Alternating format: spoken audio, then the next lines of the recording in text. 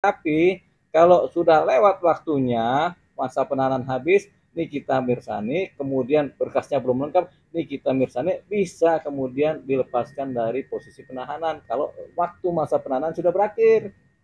Yang ada kalau berkas nggak lengkap-lengkap ya mau nggak mau dilepas setelah semua masa penahanan dilalui oleh Nikita Mirzani.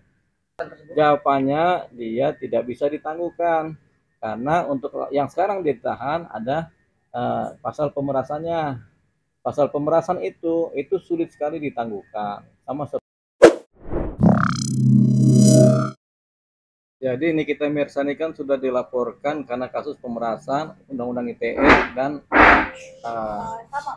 iya kan pencemaran nama baik, pemerasan dan TPPU dalam satu laporan polisi. Sama satu lagi itu apa, kekerasan?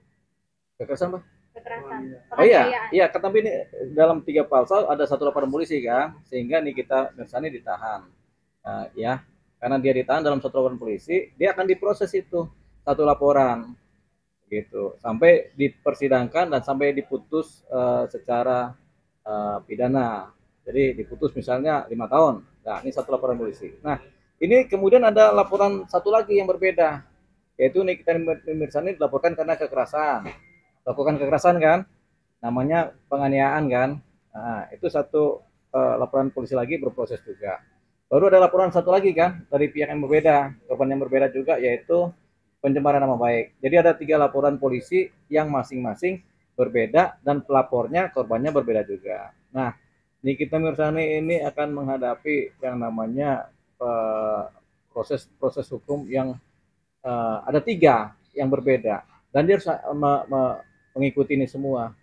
Kalau dia kemudian di tiga-tiganya diputus bersalah dan di tiga-tiganya kemudian dia dihukum, nah siapa yang lebih dahulu putusannya itu? Kalau dia lebih dahulu putusan pemerasan, misalnya dihukum 5 tahun, dia harus mengikuti dulu hukuman yang 5 tahun ini.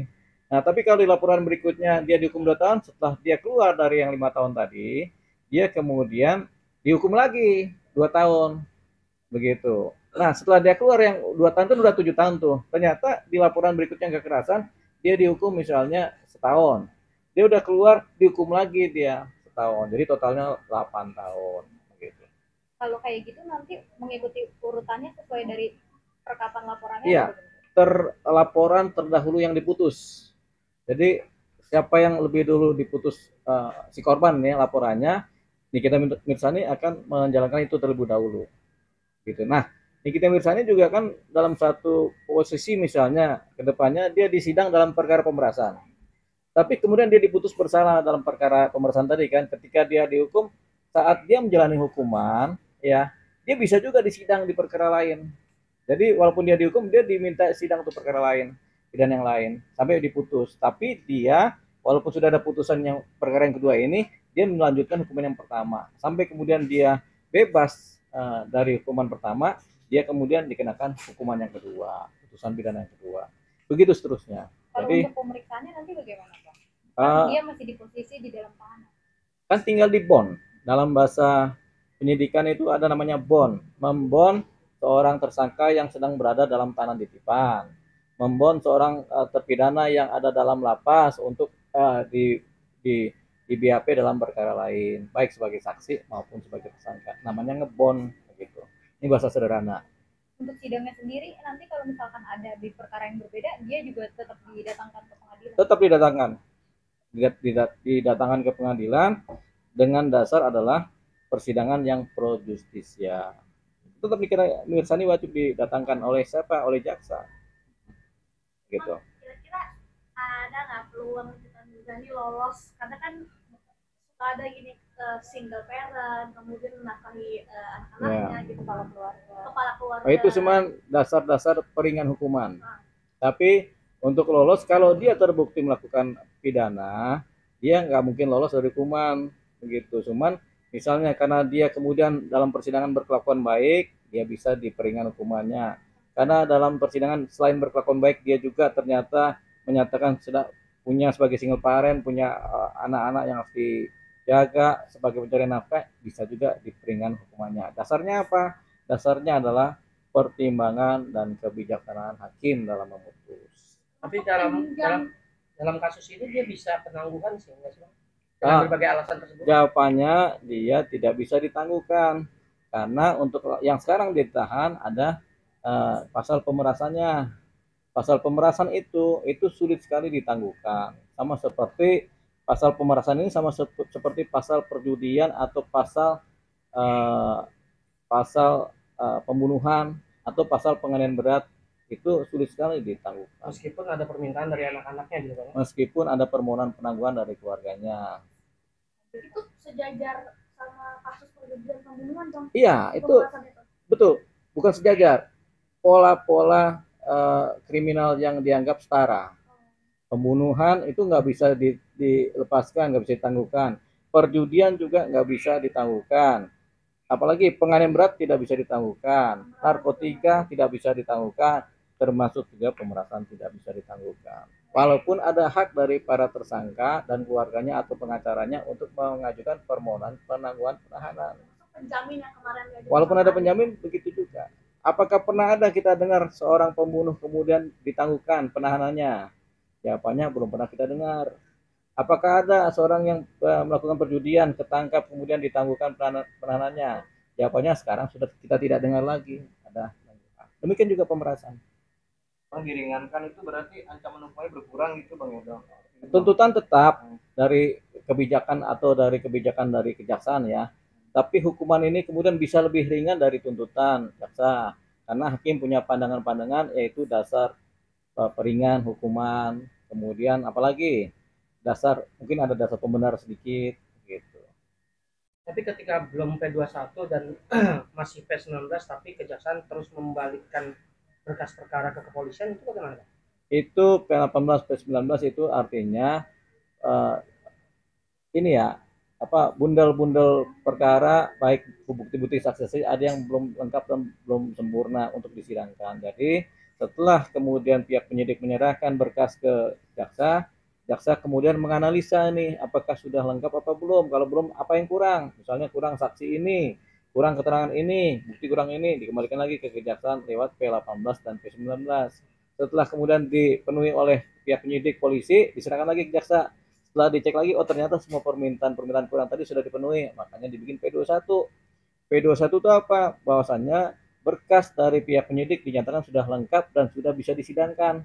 Itu P21 itu namanya kesempurnaan dalam pemberkasan tahap pertama. Tapi kalau sampai beberapa kali masih P19 itu apakah akan ada gugur hukuman? Tidak, itu bisa berkali-kali. Jadi sampai berkas dinyatakan lengkap.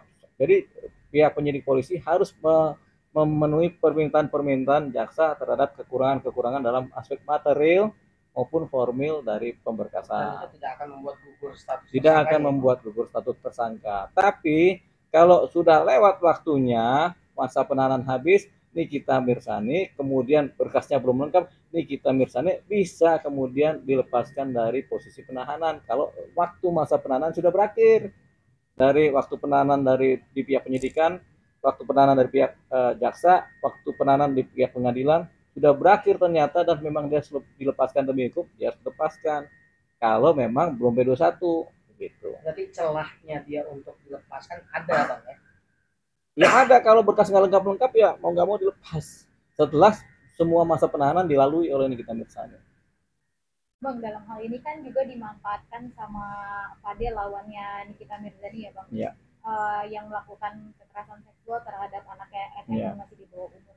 Karena dia menyebut soalnya penangguhan penahanannya sulit untuk dilakukan karena kekerasan seksual itu benar. Benar, kekerasan seksual, percabulan, kekerasan seksual, aborsi, pembunuhan itu satu paket di mana tidak ada penangguhan penahanan. Itu makanya upaya dari keluarga Fadel untuk memohon penangguhan penahanan ya nggak bisa. Upaya mereka juga supaya Nikita Mirzani cabut laporan juga nggak bisa juga. Kenapa?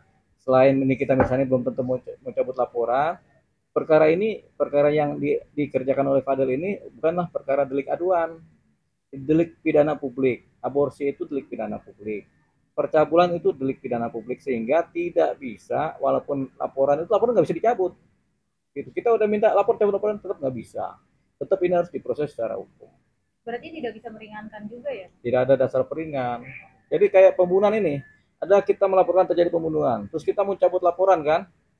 Gak bisa. Ini tindak pidana publik di mana yang rugi selain korban, keluarga korban, yang rugi adalah masyarakat.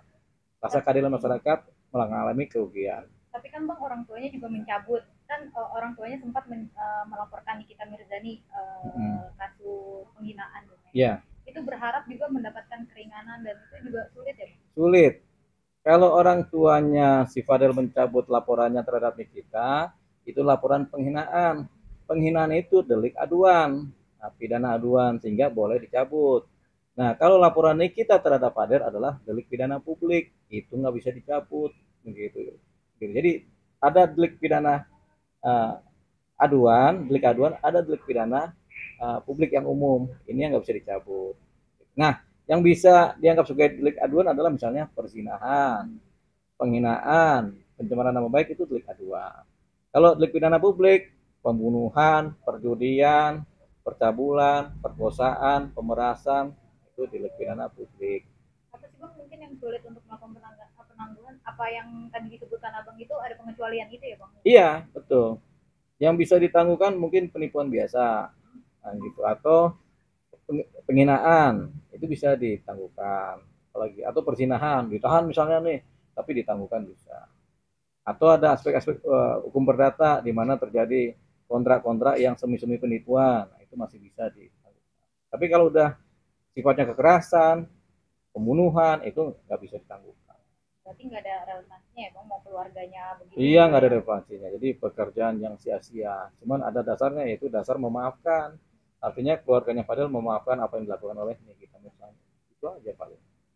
Bang, peluang dari anak perempuan si Laura Bang untuk terlibat sejauh apa Bang? Karena ada rencana mau diaduin Bang dengan tuduhan dia yang aborsi meminta untuk aborsi gitu Bang. Bisa ikut gak Bang? Begini, bikin laporan baru ya? Begini, bisa juga bikin laporan baru. Tapi kan si Laura pada waktu kejadian kan masih di bawah umur. Sehingga kekuatan dia melakukan upaya sendiri itu dianggap belum bisa masuk karena anak di bawah umur kan. Kalau dia anak di bawah umur kemudian dia melakukan sendiri, itu persoalan-persoalan pidana anak di bawah umur. Tapi kalau dia berbarengan dengan orang dewasa, yang dipersoalkan orang dewasanya, dia jadi korban gitu. Walaupun dia ikut melakukan, kan pasti dia melakukan juga kan, karena kan dia yang aborsi. Mungkin ada dokter atau ada, tapi ada atas supervisi dari orang dewasa. Jadi begitu. Tapi kalau dia sendiri sebagai anak di bawah umur tanpa ada siapa-siapa, kemudian dia melakukan aborsi, itu kan aborsi pribadi kan, tapi dia di bawah umur, ini ada deliknya, delik anak di bawah umur gitu. Berarti itu Laura nggak ada pidananya? sementara karena dia ada supervisi dari si yang mengatur-ngatur ini, kan dianggap di korban jadinya, karena dia ngatur nih siapa, si Fadel, ayo kita ini aja, walaupun mereka sepakat gitu, tetap yang dewasa ini yang bersalah. Kecuali umur Laura itu sudah lebih Bang ya? Kalau umur Laura udah di atas 18, 19 sudah mengerti, Laura ikut bertanggung jawab terhadap apa yang dilakukan oleh dia, aborsi tadi. Tindakan dilakukan dianggap dia tahu secara baik.